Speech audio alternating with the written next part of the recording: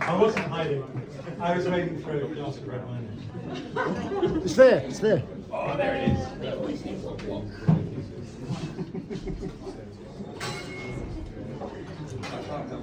So I've got a very short speech first. People sometimes ask me, where do you get your ideas from? And there's no easy answer to that. Because I think writing is not so much about ideas as it is about voices. Like most writers, I listen to the voices in my head. I'm not talking about the scary ones now. The ones that say, see that guy sitting there eating a sandwich? Get him! Stab him in the neck with a pencil! I try to ignore those. The ones I listen to are the voices of my heroes, heroines, and villains. If I can find a voice, I can find the character. And for me, character is the key to everything. As Ray Bradbury says, plot is no more than footprints left in the snow after your characters have run by on their way to incredible destinations. So writing is listening to the voices.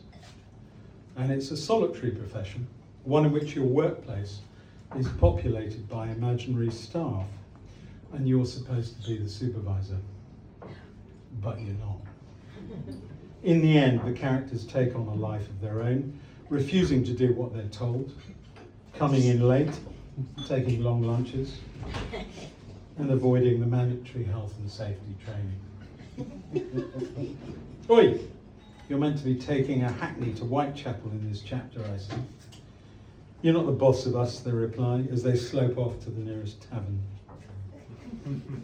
A well-known author of whodunit says she doesn't actually know whodunit herself until she finishes the book. Listening to the voices in your head and allowing these figments free rein in the workplace of your mind might actually be considered a form of insanity, which means that championing a novel and publishing it is an act of considerable faith. This is the second time Angel and the team at Dexys Press have done this wonderful thing on my behalf. So I'd like to thank Angel once again for sharing my belief in Sammy, Facey and Rosamond. Thank you for the attention to detail as an editor and your unfailing enthusiasm for the series. Thanks are due to the proofreader, Dan, typographer, designer and publicist. None of this could happen without you. I'd also like to thank my wife Sian and my sister Tanya, who still finds the phrase "for the nonce" hilarious. Thank you for your encouragement, corrections, and many insights along the way. Thanks also to my boys Cameron and Rory for being here.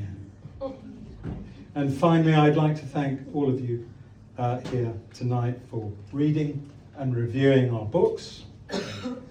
Well, the good ones at any rate. Thank you all so much for coming and giving us your support.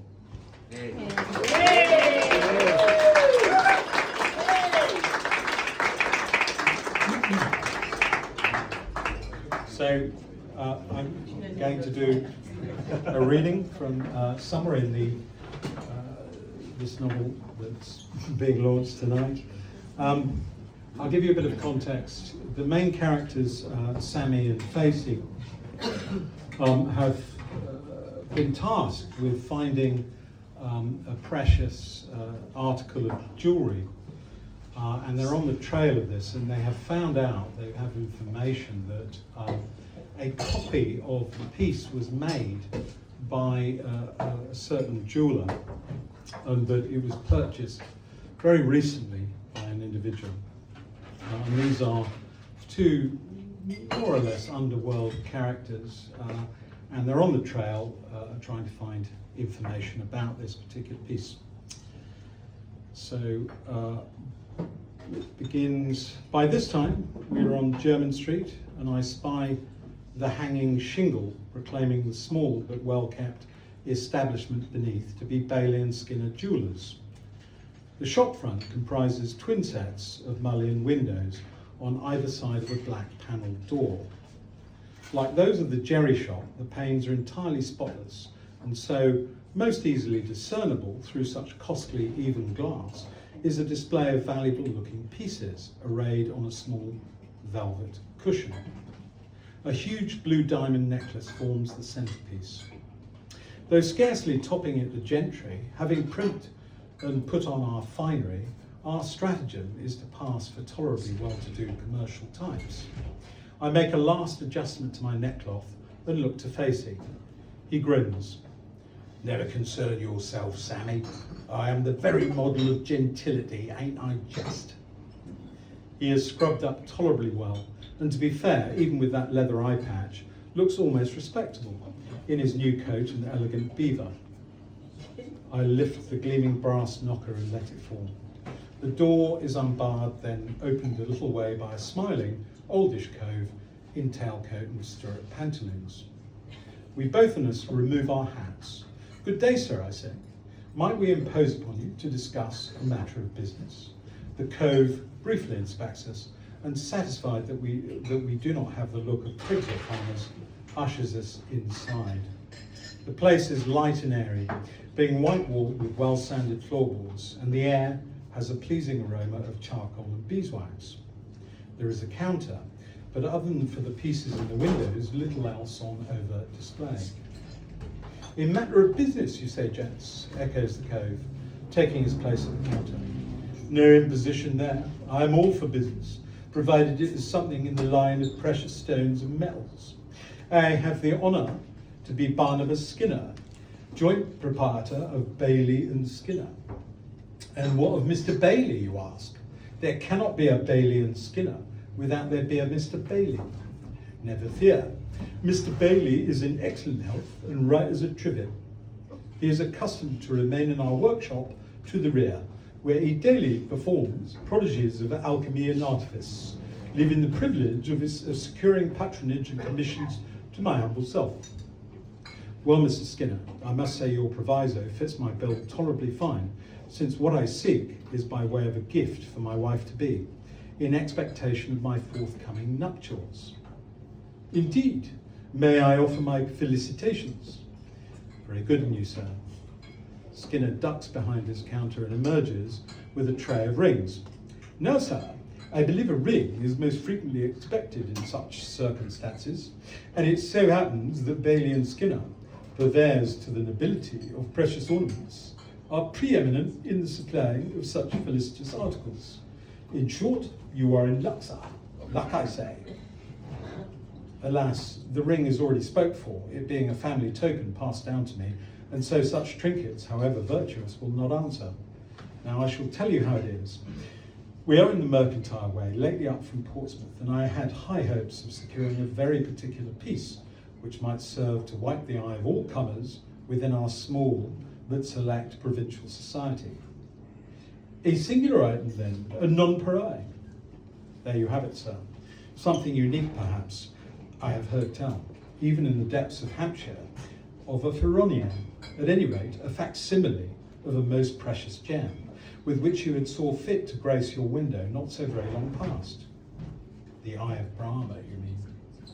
I do, Mr. Skinner, and should give a pretty penny for it for the sake of my nuptials. Forgive me, gents, but I cannot oblige. But we have come all the way from Portsmouth, sir. Facey produces a heavy purse, which he slaps down onto the counter. For his nuptials, sir, he asserts. His nuptials. The cove remains expressionless. You may insist upon your nuptials as many times as you please. It don't change the circumstance one iota. How so? For a while, Mr. Bailey's fabrication, paste and pinchbeck though it was, made quite the sensation. Then folk who might never hope to have sight of the original were able to view our own modest copy in this very window, and you would never credit the crowds that came to gawp. But time is the great enemy of novelty and wonder. In due course, the lustre faded and appetite staled. The metropolitan public are fickle, gents, fickle. They must constantly have fresh curiosities to marvel at. And so you now behold in our window its successor, a copy of the famous French blue. I own that after 6 months of display, even the blue is now beginning to falter a trifle in popularity, and so I can let you have it for just 10 guineas. Such uproar it shall stir in Hampshire, I assure you. You are kind, sir, but I am set on the eye of Brahma. I no longer possess it, sir. Strange to say, had you come but a fortnight previous, you might have had it from me, and most welcome. Once the French blue had replaced it in the window, it languished beneath our counter here, my wealthy patrons knowing full well it was but a pale imitation of the original. None were willing to give a price that might even cover its cost to make. And so there it lay, gathering dust a 12-month or more. And then, let me see now. The jeweller inspects his ledger. Then, only this Thursday last, a gent come along and would have naught but the eye of Brahma. 5 guineas he gave me for it. And now, in such a short space, here you are, with the very same urgent desire for a piece I imagined I might never be rid of. And if that ain't a rum turn, I don't know what is. I lower my head, failing considerable disappointment. I have my heart set on the eye and should never wish to disappoint my intended. She is a dairymaid, sir, a great ox of a girl with a fine complexion and only somewhat lacking in teeth. Adds Facey to my great exasperation. It is irregular, I know, I persist, but I wonder if there might be a way for me to meet with this buyer. I should be prepared to offer him double what he gave for it, nay, even treble. I should be only too willing to oblige you, sir, only I have no notion of his identity. I may say he was a respectable-looking fellow, not a gentleman precisely, but respectable, most like in trade or the mercantile way, similar to yourselves, gents, though less inclined to converse. Might he have been a steward by profession at all, I ask? He might at that, a dignified, sober personage, and a trifle short in stature, perhaps. Neither short nor tall, but of the middling sort. Should you call him inclined to stoutness, somewhat puffed like a toad? Not in the least stout, thinnish if anything, and naught of the toad about him. If you were to put me in mind of any creature, I should most likely say heron, on account of he was somewhat stooped. I see, I say, a little taken aback. Now, sir, I cannot tempt you to a cameo brooch or a fine necklace wrought of South Sea pearls and considered the very latest thing. Alas, no. I see you are set on the eye, and Mr. Bailey might certainly make another. 'Twould only take a fortnight or two.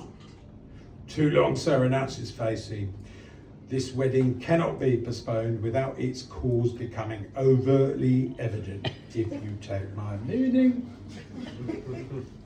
I understand perfectly. Then I shall tell you what, if it should help, when I laid eyes on him, the cove in question did have something of a distinguishing mark, a great wen or carbuncle on the one side of his neb. I recall it quite distinctly now, since it put me so much in mind of a red garnet. Thank you, Mr. Skinner, you've been most considerate. Known for it I am, sir, and should you find your man, that is to say, were it to transpire that I have, in my own small way, contributed to your forthcoming domestic bliss, I should never take it amiss were you to raise a glass to old Barnabas Skinner at your forthcoming festivities. Certainly, we shall be sure and raise a full bumper to you, sir. We quit the shop and head back in the direction of Dover Street. In all honesty, not a great deal better informed than we were before, and I am only too aware that there remains so little time to come upon a resolution.